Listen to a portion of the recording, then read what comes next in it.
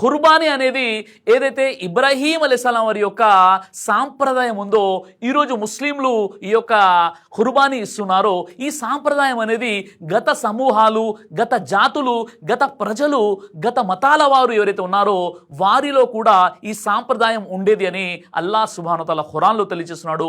ఖురాన్లో సూర అల్ హజ్ సూర నెంబర్ 22 ఆయత్ నెంబర్ 34లో. ఇబ్నే మాజా హదీస్ నెంబర్ 3123 ప్రవక్త ముహమ్మద్ సల్లల్లాహు అలైహి వసల్లం ఈ విధంగా తెలియజేశారు, ఖుర్బానీ ఇచ్చే స్తోమత ఉండి కూడా ఖుర్బానీ ఇవ్వని వారు మా ఈద్గాకు కూడా రాకూడదు అని ప్రవక్త ముహమ్మద్ సల్లల్లాహు అలైహి వసల్లం వారు తెలియజేశారు. కాబట్టి స్తోమత ఉన్నటువంటి ప్రతి ముస్లిం ఖుర్బానీని తప్పనిసరిగా ఇవ్వాలి.